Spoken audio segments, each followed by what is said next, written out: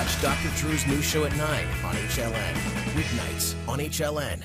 Tonight, Warren Jeffs guilty on 2 counts of having sex with children. Tonight, victims react to the verdict, plus the feelings of victimization that we've been hearing about from former female FLDS members. It's relatable to anyone who has been a victim of abuse. Mackenzie Phillips texted me yesterday and told me how much she related. She was sexually assaulted by her dad. She had a closed family system that made her feel like she was the problem. And when you stepped outside of it, it attacked. It absolutely attacked. And I just want to say, I was watching last night, and I was so moved.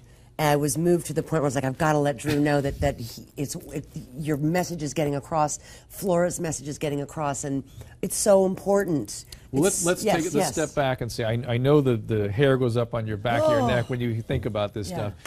Because what's going on in the FLDS is sort of a model for what happens to victims and families all over this country. So let's broaden this topic out a little bit. And Alyssa and Flora, I hope you don't mind this, because I think it's important, and both of you I know are interested in helping people and victims out there. What should women who may have been abused or be victims, what can they learn from this story? Wow. Well, I mean, what I've learned from this story is that we are all equal. There's, I mean, I said to you last night, you know, whether it be a rock star or a supposed, you know, prophet, you know, or just a dad who's the head of the family using coercive power to victimize a female. And by the way, let's not leave the boys out too. Boys get victimized too. I think what we've learned is that no one should be able to have that kind of power over us, and that you know, we need to speak out and try and change things and do prevention. I mean, I think the best way to deal with child sexual abuse is some sort of prevention, instead of trying to put a Band-Aid on the problem when something like this happens. Sometimes it's important to talk about, Alyssa, I'm going to go out to you out there too. It's important to talk about the feelings of having been a victim as a common place for people who might be going through this to sort of understand one another. Are there things you can tell people about where you were and where you are now that might inspire people to speak up? I know Mackenzie, her having spoken up about her own issues, inspired a lot of other people to sort of empower themselves. What can you tell people about your experience?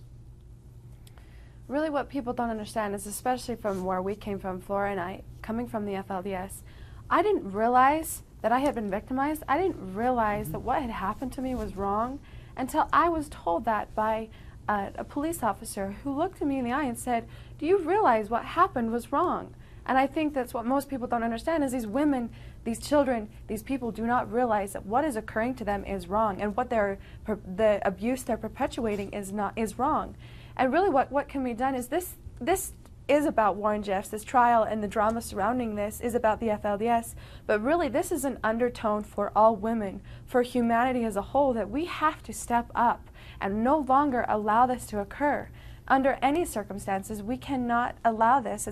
It's almost as though this consciousness of abuse as a whole, it's raising, and it's time for us to raise with that and raise our standard. I agree with you. And Mac, if I could put a little point on that point, put a focus on that point, which is, as a victim, and people had trouble getting their head around this part of your story, actually felt like you were consenting, you were a part of it. That's right. And people understand how that could possibly be. But as these people point out, they come in, the women come in and participate in the sexual abuse of a child. They think they're part of something that they're consenting to. It's very shocking. And for me, Drew, coming out with my story and believing that I had consented, I was taught by you and by survivors, sexual abuse survivors all over the world, that I had been groomed.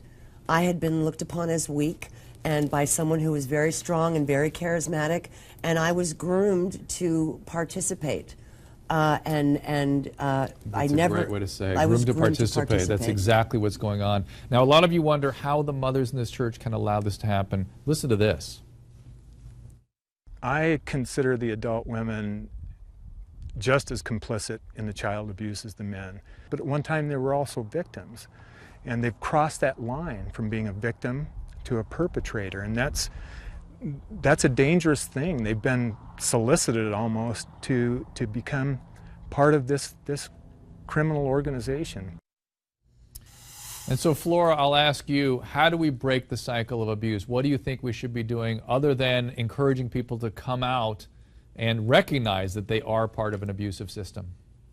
You know, Dr. Drew, the one thing in the years that I've worked with abuse victims and that me myself had to overcome and figure out was when you're a victim of abuse, the first and the hardest thing that you need to do is forgive yourself for being a victim. When you can forgive yourself, you can heal. Flora, I'm going to interrupt you. That is a wonderful point to make. Mackenzie had a very strong reaction to it. I'm going to ask you. I'm going to ask you to go ahead and react.